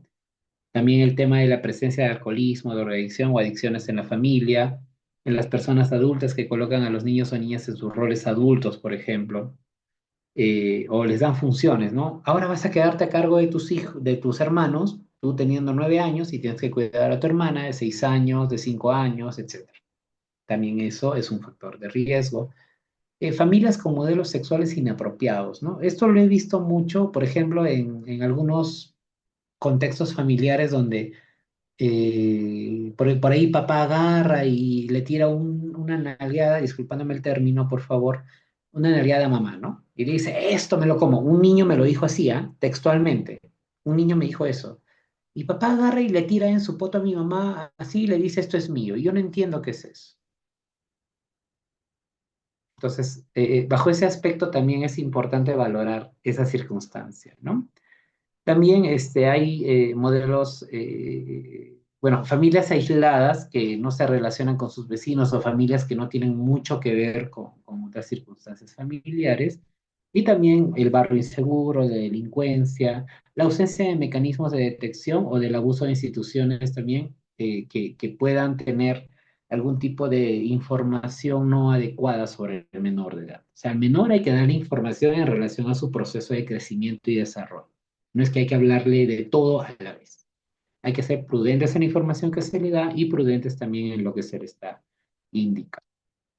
Ahora, perdón, ¿qué tipo de niña o niña puede ser víctima de violencia sexual? Es que a la fecha en realidad no existe una característica específica de lo que determine la ocurrencia de un abuso sexual, por ejemplo, o un hecho de violencia de un niño o niña, pero sí se da en las clases, bueno, el abuso sexual y el abuso de violencia, perdón, la violencia se da en cualquier evento, ¿no? A nivel social, religioso, en todos los niveles socioculturales, afecta a niños y niñas de diferentes edades. No obstante, sí se han identificado factores de riesgo, como los que acabo de hablar, que sí dan proclividad o dan una tendencia a que la persona pueda sufrir ese tipo de abuso. ¿Sí? Por ejemplo, ¿qué tipo de niña o niño puede ser víctima de violencia sexual? Algo para tenerlo así bien claro es, por ejemplo, la falta de educación sexual, como hablábamos, la baja autoestima. También existe la necesidad de afecto y atención también. Un niño o niña con actitud pasiva, dificultades en el desarrollo asertivo, la tendencia a la sumisión, ¿no? El hecho de no reclamar sobre lo que te está sucediendo, la baja capacidad en toma de decisiones, el aspecto de un niño en aislamiento, un niño que de pronto no se permite poder brindar un reclamo o una circunstancia de contraposición a lo que se le está imponiendo, por ejemplo, o a la timidez o el atrevimiento que tiene que ver con eso, ¿no? Ahora, para identificar estos aspectos, básicamente, vamos a ver de que existe un procedimiento. Como les dije, ¿no? Parte de un método. No es que el psicólogo de buenas a primeras pregunta, pregunta, pregunta. No. Esto es un diálogo, es una conversación, es una ciencia. Y al ser una ciencia, como dice la entrevista, es una ciencia, pero también hay arte. El psicólogo hace de una conversación una ciencia. Entonces, hay que realizar, como les decía, unas preguntas abiertas, focalizadas, segmentadas y demás. ¿Sí? Entonces, dentro de ese prospecto o de esta circunstancia, eh,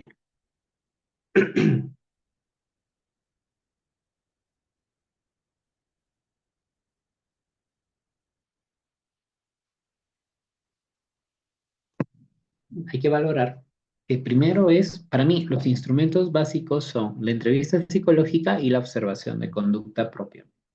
La entrevista psicológica y la observación de conducta son los pilares fundamentales de una intervención psicológica forense. Muy aparte de la aplicación de instrumentos psicológicos. Ustedes dirán, no, pero los instrumentos psicológicos son importantes, si no se aplican es que pierde un aspecto científico la evaluación psicológica forense, pero eso no es así. Los instrumentos psicológicos sí, son importantes, pero más no son determinantes. Son instrumentos auxiliares. Pero lo que sí va a determinar, como hemos visto, casi la mitad, bueno, todo el transcurso de esta intervención mía a nivel académico, les puedo probar de que la entrevista psicológica es muy importante, hasta determinante en el pronunciamiento que uno va a ejercer como psicólogo forense. La observación de conducta que viene a la par. Pero la aplicación de test es como para corroborar algunos hechos, no necesariamente tiene que ser aplicada en esa situación. ¿Ok? ¿Qué es lo que se indaga básicamente en una circunstancia o en una evaluación psicológica forense? Yo tengo que conocer, primero es el hecho, ¿ok? ¿Qué es lo que pasó? El qué, cómo, cuándo, dónde, cómo. ¿Qué, cuándo, cómo, y dónde, ¿no? Dentro de eso ya conozco el hecho, de ahí voy a indagar primero, ¿cómo es esa persona? Esa persona que me está relatando el hecho, ¿qué es lo que voy a indagar en esa persona? Primero tengo que conocer el aspecto perinatal, cómo nació, si tiene alguna lesión, el aspecto de su niñez, cómo creció, con quiénes creció, si le brindaron cariño, no le brindaron cariño, cómo le corregían cuando esta persona era niña, niño, bueno, en crecimiento, ¿no? De adolescente, ¿cómo era? Si era rebelde, contestona, bueno, una persona tímida, callada, introvertida. Todos esos aspectos son importantes. En la educación, lo mismo. ¿Cómo era en el colegio? Si terminó el colegio, si dejó el colegio, de qué forma llevó la etapa educativa, cómo es que la llevó, si es que trabaja, cómo es que trabaja, actualmente en qué se desenvuelve, qué es lo que hace, cuáles son sus hábitos actuales. O sea, si es una persona que realmente lleva su desarrollo o su interacción con su entorno de manera normal o no. Por ejemplo, cómo está su alimento, su alimentación, cómo está su apetito, cómo están estas circunstancias. ¿Ok? La vida psicosexual también es importante. Entonces, todos esos aspectos también son importantes. Los antecedentes de enfermedades, accidentes, operaciones. Y también algunos antecedentes o historial de denuncias que también pueden. ¿Sí? El otro aspecto importante para conocer también tiene que ver mucho con el aspecto familiar. Si ya conozco la forma en la cual esta persona conforma su estructura de personalidad, también tengo que conocer el cómo se formó esa estructura de personalidad. Y tiene que ver mucho con lo que es la historia familiar, cómo es de papá, cómo es de mamá, entre hermanos, cómo es la relación, qué número de hermano ocupa, si es pareja, cómo se lleva con su pareja, cuál es la relación de pareja, cómo es la relación de pareja, si tiene hijos también, de igual forma, cómo se lleva actualmente en la pareja o en la conformación familiar en la que conlleva. Una cosa es quiénes integran la familia y otra cosa es cómo funciona la familia también. Y también qué opinión tiene la familia respecto al hecho que se esté investigando. ¿Sí? O sea, todos estos aspectos son muy importantes para también valorar. No solamente es el relato, ¿ah? Acá el relato, bueno, es importante sí, pero también hay que saber quién está brindando la información. ¿Qué persona, bajo qué constructo de personalidad estás recibiendo ese relato de la persona? Y eso también es importante valorar. Entonces, el psicólogo forense se encarga de eso también y a la vez se corrobora con la historia familiar. ¿Ok? Hasta aquí llega lo que es mi participación. Ahora tengo preguntas, definitivamente sí, tenemos todavía algunos minutos para poder interactuar y hacer algunas preguntas. Así que a partir de este momento queda el micro abierto para que puedan realizar preguntas y también interactuar algunas o compartir algunos hechos, ¿no? Yo no necesariamente no es que tenga la verdad absoluta, pero también es importante compartir con cada uno de ustedes. Si les ha gustado la aclaración o si tienen alguna duda, por favor, con toda confianza, están en ello de hacerlo. Creo que Miguel quiere participar. Adelante, por favor, Miguel.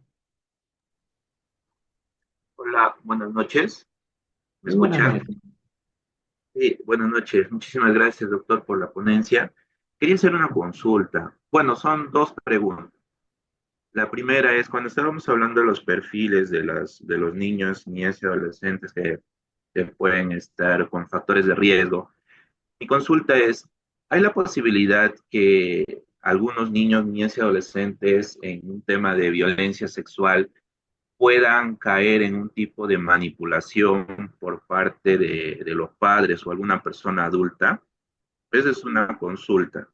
Y la siguiente, eh, una vez conversando con una amiga que yo trabajo en el Centro de Emergencia Mujer, trabajo en el área de promoción, y conversando una vez con una amiga que trabaja en el área de atención, me comentaba que muchas veces cuando están en la cámara Yesel, basta que la agraviada mencione que sí ha sido violentada sexualmente por parte del, bueno, del agresor o del imputado, ya, ¿cómo se llama? Ya se toma por hecho su manifestación, ¿no?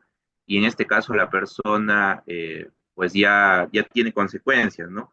Entonces mi pregunta es, en este caso, la labor del psicólogo forense que hace este tipo de, ¿cómo se llama?, de entrevistas, también hay la posibilidad de poder inferir, de poder confrontar, en este caso, a la víctima para poder ver si es que realmente su relato es real y no está cayendo en algún tipo de manipulación, o cómo se llama, o simplemente se rigen a lo que la víctima narra.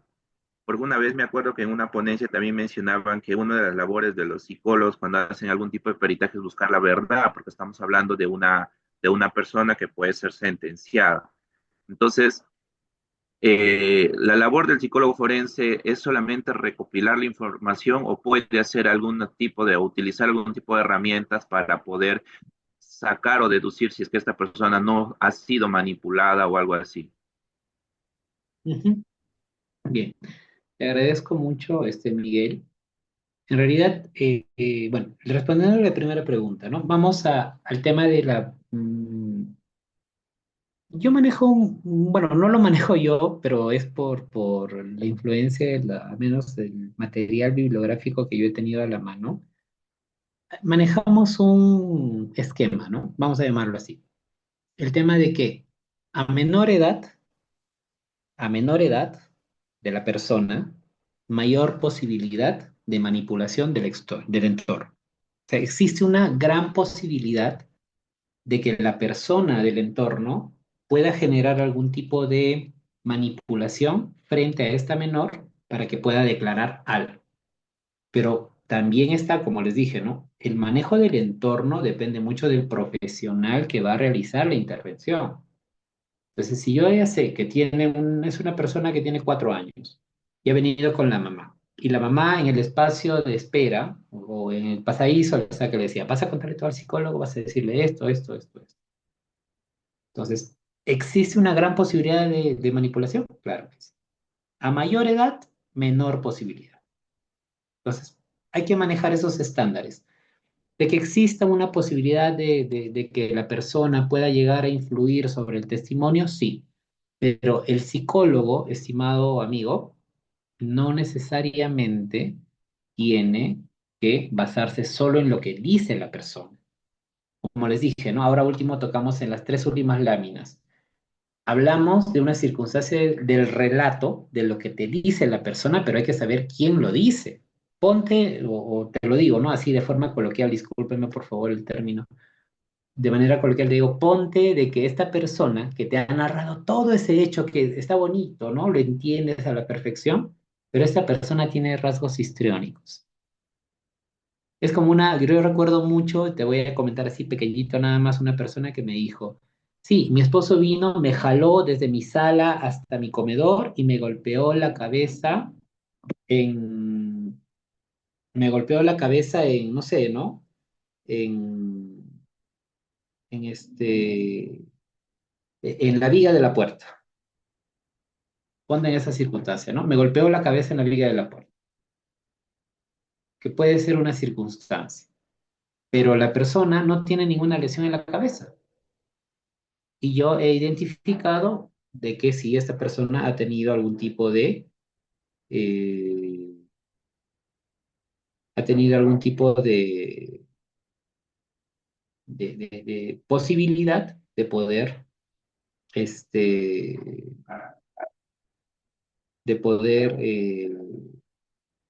manipular la información, ¿no? Entonces, a ese aspecto podemos manejar. Pero no es que tampoco nos vamos a cerrar solo en lo que dice, sino también en quién dice la información. ¿Ok? Entonces, no solamente es eso. Entonces, hay que basarnos en esa información. Mateo nos dice, ahí entra el forense de parte y dice, ¿quién defiende al agresor o quién al acusado? No, en realidad lo que se defiende es el esclarecimiento de los hechos. Lo que se busca aquí es el esclarecimiento de los hechos. Que todo se dé en función a que una persona no sea necesariamente culpada por un hecho violento eh, o por una circunstancia injusta sea juzgado, ¿no? Y el perito de parte técnicamente puede hacer una observación a la técnica del profesional. Por ejemplo, ¿no? Yo les pongo ahí bien claro. Y yo sabiendo que es un niño de 4 años y le hice preguntas directas y sugestivas, ¿qué es lo que tengo que hacer? Observarlo técnicamente, digo, porque no es posible que yo como profesional, conocedor de la entrevista psicológica forense, más aún en el ámbito jurídico, yo no puedo objetar esa circunstancia. Entonces, en ese punto yo tengo que tener muy en cuenta ello. ¿Ok? Así que tenemos que valorar esa circunstancia. Edwin nos dice, en el caso que una niña pasó a médico legista y se comprobó de floración reciente, cuando pasa a cámara Gesell no quiere declarar y se cierra con la información totalmente, ¿no? Dice, ¿cómo se procede bueno, cómo procede el psicólogo forense? Te voy a mencionar algo que me comentó un colega que me dijo, ¿no? No existen pacientes resistentes, sino la técnica en la cual tú puedes obtener la información. Ahora, si pese a la técnica no aplicas o no logras información, ya no puedes forzar al menos. Pero existe un elemento, al menos un indicio. Y el indicio puede conllevar también, ¿no? A la investigación oportuna. Por eso es que no solamente nosotros somos los que nos basamos en esa información. También existen personas que lógicamente podemos contribuir y de pronto si la persona no declara es que no es que vamos a forzar a la persona a declarar. ¿Ok? Ese aspecto es muy importante. Si es que lo que tenemos que valorar también. Doctor, buenas noches. Buenas noches. Adelante. Hace un rato mencioné lo del perito de parte. Pasa que tengo una compañera que trabaja en la morgue y ella me habló sobre ese término, ¿no? Sobre el perito de parte o el forense de parte, que es pues quien defiende al acusado como tal, ¿no? En ciertos casos, pues no es algo nuevo mencionar de que hay personas que son manipuladas y por temas de venganza, por temas de recelo, remordimiento hacia alguien, pues denuncian, ¿no? Entonces, en ocasiones sí se ha visto, pues, ¿no? Entonces, ella me comenta de que incluso los peritos de parte ganan más que las personas, que los forenses que defienden a las víctimas, ¿no? Entonces, es algo que yo recién he conocido, no sé mucho del tema realmente, y es por eso que lo mencionaba. No sé si tal vez usted ha escuchado el término o está un poco relacionado. Ya. El peritaje de parte es una acción en realidad legal. Eh, mm, Honestamente te digo que los peritos de parte también son profesionales que se dedican a realizar la labor de objetar técnicamente lo que un perito oficial realizó. O sea, no es que seamos peritos oficiales, en mi caso, por ejemplo, yo soy perito oficial. Si el perito oficial cometió errores, también tenemos que ser responsables de lo que consignamos en un escrito o en un informe. ¿Ok? Tenemos que ser responsables de esa información. No es que de buenas a primeras vamos a decir, bueno, no, en mi caso, ¿no? Yo soy perito oficial y el perito de parte no tiene ni voz ni voto. No. Es el acto de defensa justa de la persona.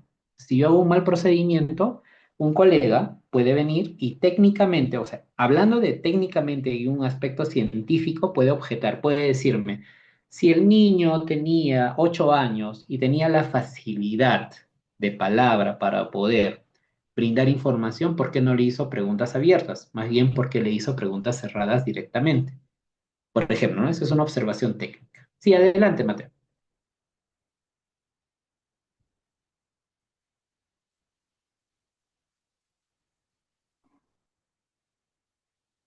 Sí, creo que levantó la mano Mateo Vilches. Claro, prácticamente se podría decir de que entran como una especie de debate, ¿no? No, En el juzgado o algo así. sí, de hecho, hay un debate pericial ahí, porque hay dos posiciones científicas en las cuales el perito tiene que responder también por qué aplicó ese instrumento, digámoslo así. o por qué hizo esas preguntas, ¿no? Y entran en puntos de controversia donde el juez está en la responsabilidad, según el Código Procesal Penal, de colocar en tela de juicio y decir, no, bueno, a ver, yo necesito que me aclare tanto el perito de parte como el perito oficial, que me aclare qué es lo que sucede. Claro. Y disculpe, una pregunta. Nos hemos basado mucho en lo que es violencia hacia los adolescentes, hacia los niños y niñas, pero usted podría mencionar tal vez algún caso con respecto a delitos como tal, de, no sé, personas ya mayores, no necesariamente de violación o de agresión sexual, ¿no? Sino otro tipo de casos, tal vez como para conocer un poco. Ujú. Mira, todos los hechos de violencia en sí, que tienen que ver con violencia física, psicológica, sexual, que es más o menos que hemos orientado este tema el día de hoy, y patrimonial. En realidad, para todos los tipos de violencia, estimado Mateo, esto tiene que ver mucho con la forma en que entrevistamos, indiferentemente del tipo de violencia. Así sea violencia psicológica, física, necesitamos nosotros intervenir de manera, primero, imparcial, de manera técnica, correcta, que nos permita a nosotros también ejercer una práctica psicológica, una práctica de evaluación psicológica imparcial que permita obtener un resultado también imparcial que contribuya a la administración de justicia. Y para todo procedimiento, te los puedo decir con total, digámoslo así, autoridad, eh, necesitamos ser muy imparciales en la información que se recaba. No por el hecho de que la persona, y miren, les comento algo, hay una víctima, una presunta víctima de violencia física que en algún momento me dijo, como les dije, ¿no? Me golpeó en la viga de la puerta, me golpeó hasta que me desmayé y de pronto no tenía nada en su reconocimiento médico legal.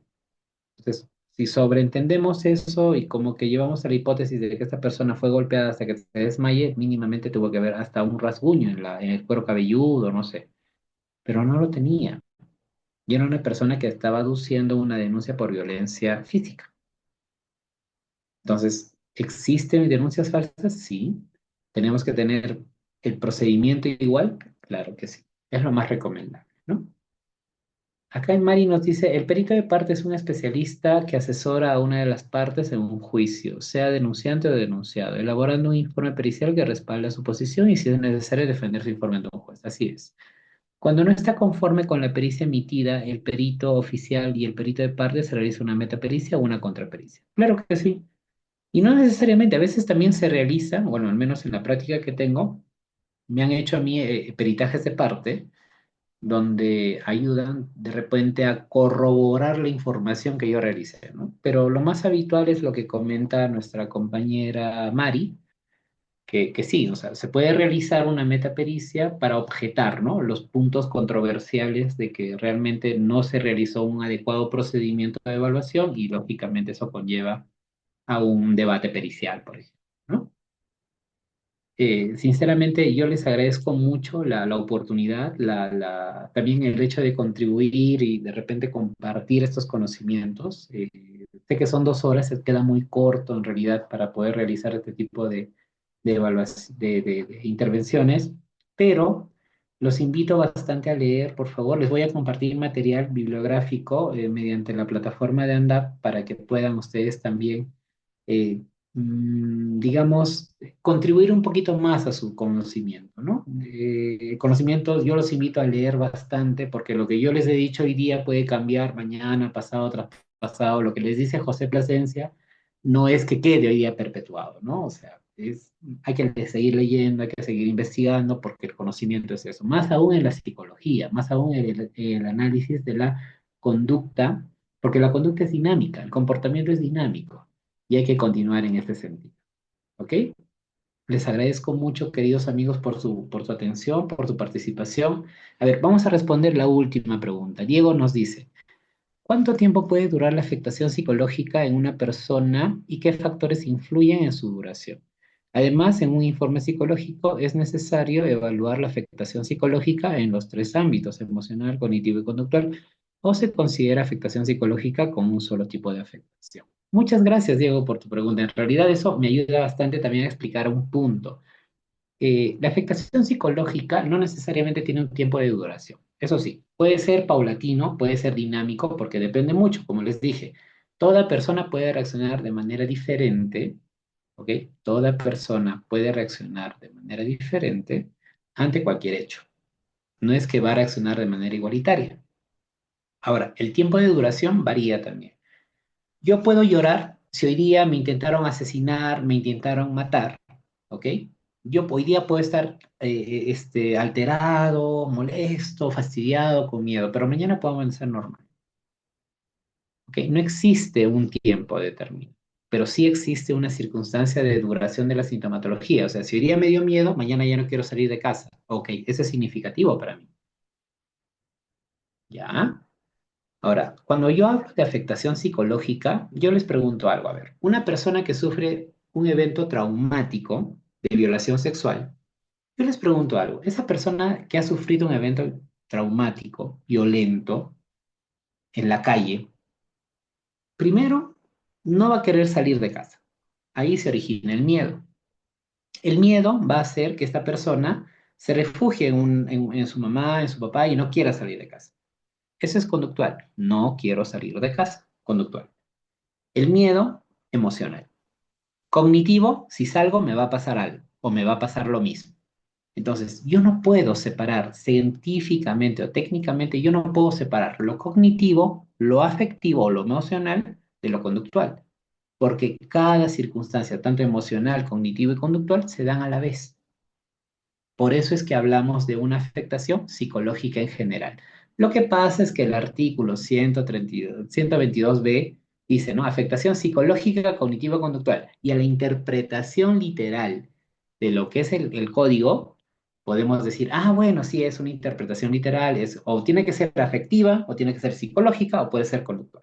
Y no es así. Psicológica implica todos los procesos de la persona humana. ¿Sí? La pericia de parte se hace en cámara GESIL también, sí, sí. ¿Se puede objetar cómo se realizó la pericia psicológica? Claro que sí, se puede objetar. ¿Ok? Bien, queridos amigos, sinceramente les agradezco mucho por toda su activa participación, les agradezco mucho, mil disculpas porque me demoré un poco en entrar, bueno, temas de conexión siempre pasan, pero bueno, espero haber satisfecho al menos en la parte de sus conocimientos. Por favor, cualquier consulta, cualquier situación con el instituto, mediante el instituto y estamos ahí encontrándonos nuevamente. Le agradezco mucho al instituto nuevamente por su participación en este, bueno, en su forma de contactarme y poder compartir con ustedes. Muchas gracias y bueno, deseo este fin de semana les vaya todo bonito y el inicio de semana, el día lunes, todo de maravilla. Muchas gracias. Muchísimas gracias, doctor José Antonio, por la excelente disertación. Aún nos estaremos viendo en nuestros próximos eventos académicos. Muy buenas noches, doctor. Muy buenas noches, muchas gracias.